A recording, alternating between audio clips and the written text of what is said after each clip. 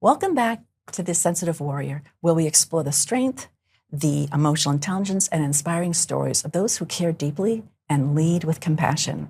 Hi, I'm Doreen Lang. I am your host. I'm also author of Embracing Venus, Achieve a Life Lit Up for Highly Sensitive People, and I'm also a coach and educator on empathy and resilience. I have a very special guest today. Very excited. I would maybe call her famous. She is Lisa Dooley, and she is the owner of Your Organized Life. It's a national organized expert, and she's author of More Space, More Time, More Joy.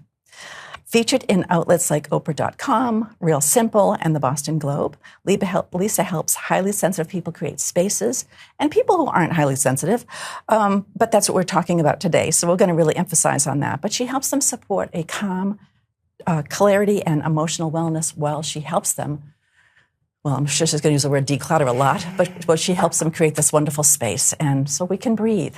So thank you. Welcome. Thank you. Thanks for having me. I'm so excited to be here on a Monday morning. Yeah, right. So just before we jump into you, which is all about you, I just have to say, I think some of us, and maybe men and women, I'm sure, they think they're good at organizing, but to do this full time, you must, to do it for yourself is like, but you're getting in with people. Right. So this is your work. So how long have you been doing this?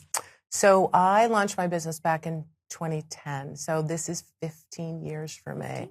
Nice. The fastest 15 years of my life, I have to say. And busiest, right? And busiest.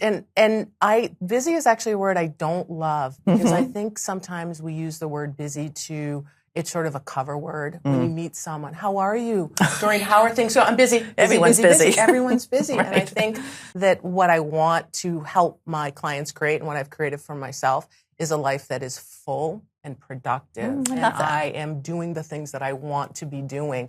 And staying active, I think is one of the words I would like to use better than busy. I love that. Yeah. So when did you get to kind of organizing your life to say, hey, I can do this for people and I can help people? Yeah. So what was the switch? What was the impetus? Like many people, of our generation, I started my career in corporate. And I was always in projects. I spent a lot of time as a project manager.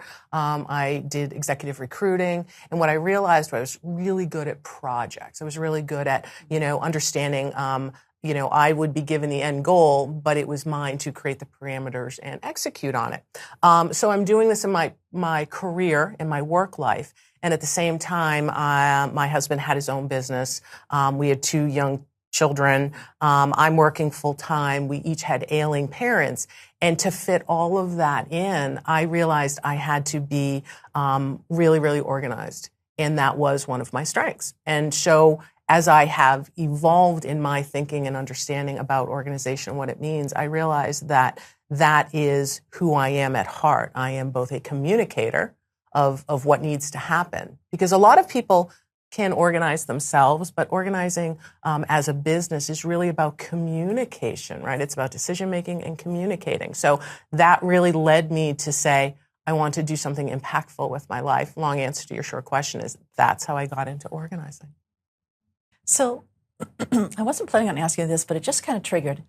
Can you remember your first client, your first paid client? Do you remember? I do, like it was yesterday. So my first paid client was a friend of a friend who was trying to stage their home for sale.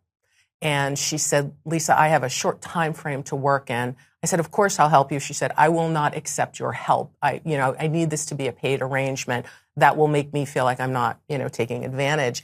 And it was about working through a scenario. What I always say to clients is, you've been looking at a problem for so long, you can't even see the forest through the trees. You can't even see the forest through the trees. You've been looking at this room and you can't figure out how to stage it or set it up so that it's productive or pleasing or less stressed for you. But myself, with an outside vision and not an emotional attachment to your things or your stuff or your space, can come in and say, let's move this over here, let's take this out, let's add storage over here, let's do this. And clients always say, I never would have thought to do that. Yeah, and that's when I really decided that, this is it. This is what I'm here to do. Does feng shui come into this at all? I am not a feng shui expert. I know people that do work in the feng shui area. But you must be able to do it intuitively if it flows so well. I always say this to my clients, everything in the universe is energy. Your coffee cup has energy. The poster has energy. Your things have energy. And that is really what feng shui is about how energy flows. So it is critical. I always say to clients, there are two things you should have in your home are the things that you need and the things that you love, right? So maybe if it's your coffee maker, I happen to both love and need my coffee maker, but if it's dishes that you're looking at or if it's a painting on the wall, keep it if you love it or you need it. But I have so many clients that say, oh, when I look at that, I cringe. Or when I look at that painting, that came from my former sister-in-law and I never liked her to begin with. Or my mother and I argued over that tea set and now I have to look at it every day. That's some real bad mojo, as we say. So you really need to understand what you're bringing into your space, especially if you're a highly sensitive person. You're going to feel all of that energy, good or bad. So as someone who helps people create more space and then time, right? Yeah. What are some of the biggest emotional or energetic, since we're talking energy here, that you see, and how can highly sensitive people begin to clear them? Yeah. So I think number one is does help to have a partner through this process. Because again, when we are in the moment or in our own space, it is hard for us to be sometimes objective. Everything is laden with emotion. When I come in, I'm working in a basement space with a client of mine, amazing client. Currently. And we've worked through a lot of different areas in her home, and this is a home that she had shared with a former partner. So we're clearing out some of the former partner's things. Yikes. Right? Talk about, a lot of not positive. It turns baggage into, right? Exactly. Yeah. And so every time when I leave, and we were working on a project just a couple of weeks ago, and she said, I feel 20 pounds lighter. Not only have we taken away the physical clutter of a past relationship or things she doesn't need or things she doesn't want, but we've moved out that emotional baggage. And again, 20 pounds of stuff, but it's 20 pounds of emotion. We carry our emotion, carry it in our shoulders. That's why we're always so tense. Carry it in our heart, which is where we feel it. And we carry it in our stomach, right? We carry it in that knot in our stomach. Right. So if we can clear some of that out, then we have created space for the good in our lives. You have to clear out what's not serving you so that you can bring in what really lights you up. Wow. I think you just hit it just so, obviously you're the expert, but I mean, it just makes so much sense to have a buddy. I mean, even when you want to take a walk, you think, God, I wish I had someone to walk with. Because it would get me out because I'm going to take another 5 minutes and have my second cup of tea. Like it just really, you can drag because of the overwhelm. And I think having a partner work with you. And one of the things that I do with my clients, and not only do I love what I do or I wouldn't be doing it, but I am so appreciative that people allow me, this is a gift that people that trust to come into your space. And sometimes it takes people years to start to work with an organizer because they are embarrassed or they feel guilty or whatever emotion that's holding them back from moving forward. So when I work with a client, I say, I'm here. I am here to keep you, number one, to keep you on track. And I'm here to support you when things get difficult or hard for you to make a decision. And number three, I'm here to help you plan it. Yeah. Everybody has competency. My mother had a wonderful phrase, and she would say, God doesn't give with both hands. God doesn't give with both hands, meaning you can be the most successful writer, doctor, lawyer, entrepreneur in the world, but maybe you don't have great organizing skills or the opposite, right? So I think that my role is to help my clients and guide them through that process. At 10,000 feet and down here at 10 feet when we're literally digging through your, accumulated stuff in your garage. So having a partner, a professional partner helps. Absolutely. What about false starts? So say a woman comes to you and she says, my husband, he just won't get rid of anything in the garage. We can't pull in. He's got 6 lawnmowers, because he tinkers on them now. But I can't take it anymore. And she says, will you work with me? And of course, I think you'd probably say, you would probably love a challenge, right? You'd probably say, sure. And then you show up and he's like, what? Yeah. So that's a good question. I work with a lot of couples. And in every relationship, someone is driving the bus. That's what I like to say. Yeah, Someone's driving the bus. There's always someone who is driving the process. Right. I did a move for a great client last fall, and she was ready to move. She wanted to move closer to the kids and the grandkids, and he was reluctant to move because it was a huge project. And so I worked with them separately. Having said that, I don't work with couples unless both of them are on board. Yeah, there is that's not wise. Right to come and to blindside someone and say, "Oh, the organizer is here, and we're going to work together." But has it happened? I'm a professional. I meet with my clients beforehand, but So you prevent any of that from happening. I like to. Yeah. I try to. I have to clean my own side of the street.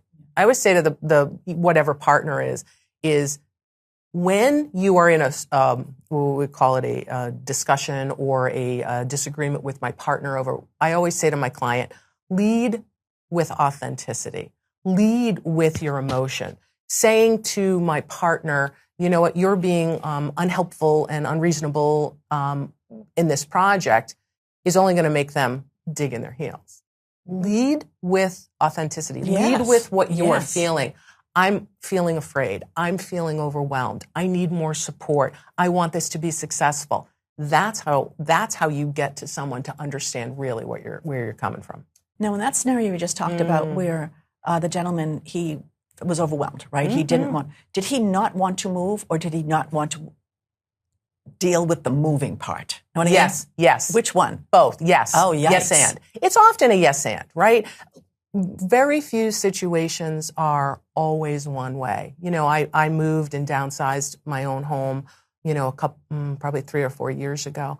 And it was difficult. This is the home where I raised my family, right?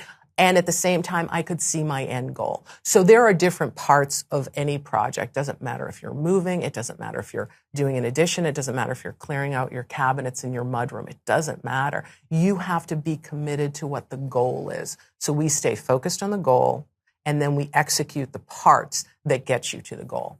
So what's the smallest project you've done? What's the smallest? Ooh, that's a good one. I had a client contact me to say that my wardrobe was really messy and she needed a wardrobe, help organizing the closet and the wardrobe. And I got there, and that was the most organized wardrobe I had ever seen. But she didn't need my help as much as she needed someone to let her know that she had done okay. Like she was good. A lot, I know. Like check my work kind of thing? Check my work, or a lot of us have some challenges with our own self-esteem. And we don't trust ourselves. And we don't believe that we are making good decisions, right? So if we were ever told as children that we are not, you know, so-and-so's doing it better, or, you know, Susie's the smart sister. Comparison, right? That is poison to our systems. Yeah. And so sometimes with clients, they say, can I get rid of that? Should I do this? I said, you can do anything you want. What do you want to do? You are the decision maker here. You are in charge. So you get to make the decision. It doesn't really matter how large the project is. It can something small could take many, many hours because the person is still so stuck. Organizing is about making decisions. So when I meet with a client, go back to the scenario of, you know, you ever get in a situation where, you know, it's untenable with especially with partners. It's always when clients say, how long is this project going to take? And I say, how quickly do you make decisions? Because every time I hold up an item and I say, stay, go, or do we move it somewhere else? And you say, oh, I remember when I bought that. We bought that on vacation at the Cape. It has a story. And everything has a story. Right? And if that slows down your decision-making process, one of the good parts about working with a professional organizer is we're going to say, thank you for sharing that with us. But what I need to know is, what do you want to do with it? I don't need the backstory. Yes, I'm sure that was a wonderful experience for you. But what do you want to do with it? And the more, decision-making is a muscle. And the more we use that muscle, then the quicker the process will go. It's amazing. I start with clients and they're hemming and they're hawing in the beginning. And at the end, they're like, yes, no, go, stay, get rid of it, keep it, recycle it. It is incredible how quickly they can move forward. Wow. So you really need to have tremendous patience. Energy and patience. Empathy, I think, is important. Yeah, 100% empathy, 100%. However, there's got to be a point where, you know, you have to get going, right? Yeah. I mean, you can't sleep over because they can't figure out what to do with the Although they ask me t-shirt. to. Although they do ask me to. I think that in one of the reasons what we do when we're working, if you are working with any professional, you're working with a doctor, a therapist, whomever, or a professional organizer, we set parameters around our time. I set the session for 4 hours. I know that you're going to be burnt out of making decisions after a little after 3 hours, that's right? True. It's so exhausting emotionally for them that they're really happy that we set it up for only 2 or only 4. They're so happy to see me walk. It's time to go. So happy to see me drive away. It's true. It's true. I don't take that personally. No. Yeah. So your book that's titled More Space, More Time, More Joy. Yeah. It speaks straight to kind of a highly sensitive person's heart in terms of, so how do you define joy? And how can intentional organizing help highly sensitive people access more of it? Yeah. So I think joy is, I always say it's what lights us up, right? And I think that's what defines, differentiates joy from happiness. That's not the point. But the point being is that when we are bogged down by things, it could be physical, emotional, psychological clutter, for lack of a better word, it is hard to find joy, right? If you are always consumed by your things or worrying about your things or looking at your things. I have clients that have rooms of shame, right? The things they don't know what to do with, or the packages they've snuck in on their partner, they hide it in this room, right? We know a lot of people, we've all done this sort of thing ourselves. It's hard to be joyful when we're not being authentic to ourselves, right? So I always say to my clients, what do you want? How do you want to live? How do you want to be? Don't show me your Pinterest board. Don't show me the magazines. None of that is real to me. Tell me how you want to live your life so that we can access the joy that you want to achieve. Do you want more time for your career? Do you want more time with your friends? Do you want more time for yoga? Whatever that thing is, if you are stuck in a cluttered situation, again, physical, emotional, psychological, how do you have time to do and find the joy in your life? All you're doing is running around like a chicken with no head. You're always late with your bills. You're always running to one appointment to the other. Because one thing really means another, right? The clutter of the living room is the clutter of the cars, the clutter of the pocketbook. It's the mental clutter. It's the emotional clutter. It's the physical clutter. So if I snuck in your house right now and I went open your top drawer in your bureau, sure, would it be less is more, or would it be jammed? Or is it jammed with everything you love? Great. That's a good question. I do walk my walk. Yeah. People always say, I'd love to be in your house. Yeah. Must be just. And what it is it's the life I want to live. And I had the opportunity when we downsized a few years ago, significantly. That was the time. Yeah. That was the time. And I continually downsize. I am lucky enough to be a snowbird. We just got back from spending some time down south this winter. And I came back and I said, don't need it. And I cleared out a bunch of So you went through stuff. another project saying, okay, wow. Organizing is not a one and done. Yeah. Purging is not a one and done. It's constant. It is constant. Cultivating the life that I want to have, that is an ongoing process for me. I was I have a granddaughter, and she's 9 months old, and I'm obsessed. She's just so funny and so fun. And so I went to Savers the other day because I thought, I wonder if they just have a toy section. Yes, they do. And I looked and thought, what? And I just saw all of the great toys that people are sharing. They're done with. When your kid's done with it, you really don't have any other use because they've grown. So I was looking and I was thinking, how great that people have done this. And I will do the same. When she's done with them, I'm going to take it back for my daughter, and I'm going to bring it back, to really recycle. It's a cycle. It is a cycle. Mm-hmm. So let me ask you, I think there's a show on TV. I really don't know the name of it. It's probably called Hoarders, but there could be another name for it. But I put it on once, and it was heartbreaking. It was a daughter trying to get her dad to clear out because he was unsafe. They couldn't even get to the stove. The stove was piled up. So he wasn't eating. And then the food containers. It was not upsetting as much. It was sad. It's really sad, and it felt he looked sad, but he still didn't want to part with almost anything. And they were having a really hard time getting him to just look at things differently. What kind of life do you want and all that? Man, he was not budging. It was really tough. So do you also get called in on those kinds of So that's situations? a good question. So I am not trained to work with people with hoarding disorder. That's what we call it. Hoarding has been... So you have to be trained for that. You absolutely have to be trained for that, because people with hoarding disorder has been defined by the American Psychiatric Society as a mental illness. And with hoarding disorder is often depression, anxiety, and other emotional and mental challenges. Anyone who is not trained in that area can actually do quite a bit of damage. And I do know people, I had someone tell me a story that her aunt had gone into the hospital for a few months, gone to the hospital and then rehab, and the family thought, oh, this is it. This is the time. We'll go in and we'll clean out Aunt Dolly's place. And they went and they did that. And that was so, A, it's disrespectful, and B, it's really... it really damaged her, and you wouldn't be surprised to know that 3 months later that house was exactly the same as it had been prior. Because when we have a hoarding disorder, we have other things going on. That person needs to work with mental health professionals, an organizer that is trained to work with hoarding disorder, and with other mental health professionals. I am not trained to do that. But couldn't you go in with a professional and do that work? I can. And I certainly, one of my biggest sources of referrals are mental health professionals.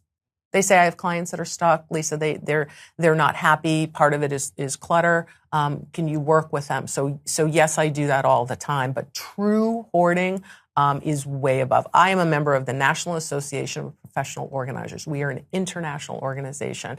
And if you go to the NAPO website, napo.net, you'll see we're broken down by geography, and it will show what our specialties are. And hoarding disorder is a very specific one. What you see on TV is, and any of those situations are incredibly heartbreaking. But know that if you, that working with a family member is probably the least successful scenario.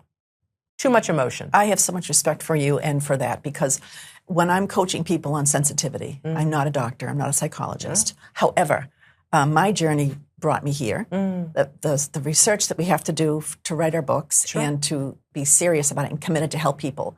When people come in and I give them a mini assessment if they're a highly sensitive person, and they take the assessment and they are. And then as we talk a little further, I realize I can help them because they're suffering from the same commonalities that most people have that are too kind or too compassionate and overly sensitive. Absolutely. And I can help them with boundaries. I can help them with why they draw the attention of energy vampires, because they're so kind they really have trouble saying, I can't help you, because they think they maybe can, because they want to. Of course. So I can do that. But when I see there's a bit of a spectrum going on, and I see that there's some... Even a great deal of marijuana used, or a dependency like that, I see that my lane now is broadening. I stop, and I stay in my lane, because I really feel as though we can do such great work with what we do.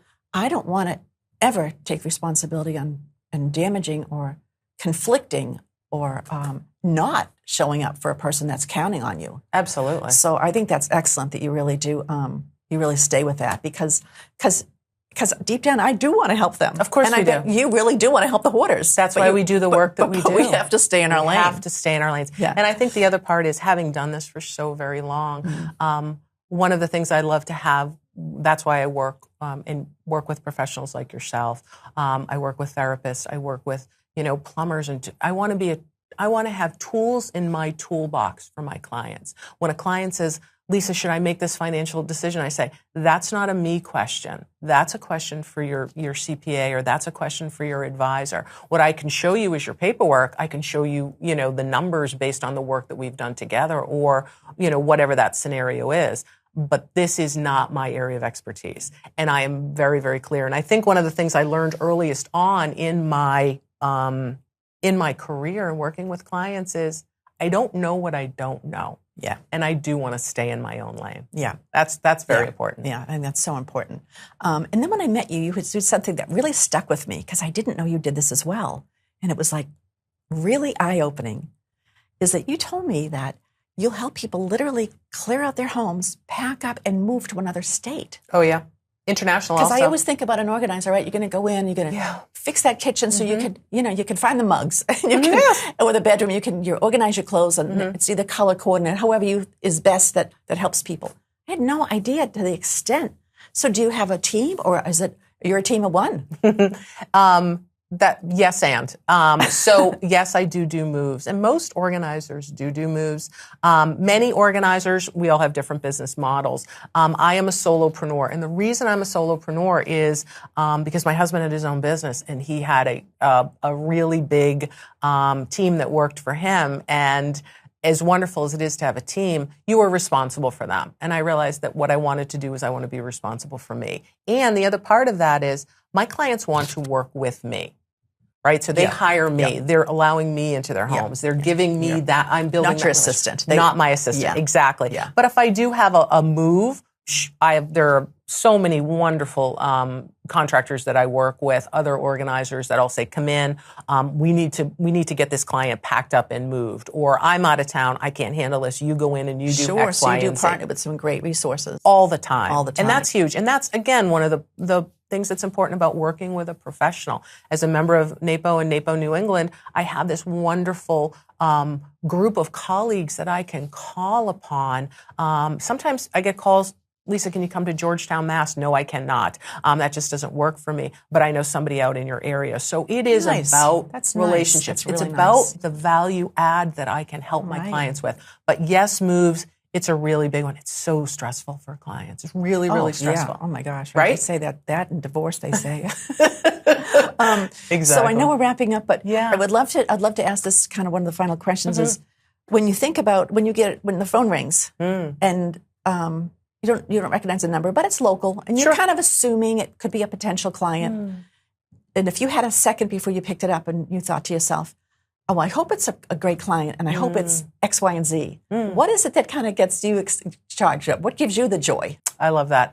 So I think the joy is, how can I make this person's life less stressful, right? Because I remember when I was, building my career and my kids were young, it's a lot of stress, right? And what I want to do is take the stress out of people's lives. So I always hope that, and really that's my goal, is whatever project we're working on, it could be your paperwork, it could be your closet, it could be your basement, your garage, your attic. What can I do? What role can I play to make this easier? And I may not be the right person. There might be someone better equipped. My goal or my hope for you is that through that conversation, 10 minutes, 20 minutes, an hour and a half, that through this conversation, I've allowed you to see a path forward. What do we say in therapy? Take the next best step, right? Or take the next baby step. And I think that, sometimes just calling an organizer and having a conversation is the next best step. Outstanding. It's nice to know there's people like you in the world to help people get situated and organized and joyful. Best job in the world. Yeah. Best job in the world. Yeah. Such a pleasure talking with you. Thank you. Thanks for having me. Thank you. This is so nice. So Lisa Dooley, owner of Your Organized Life, how can people get in touch with you? So you can go to my website, which is yourorganizedlife.biz. You can, my contact information is on there. You can email me, you can text me, you can find me on social media, Your Organized Life. I'm on both Facebook and Instagram. And reach out to me, DM me, call me, text me.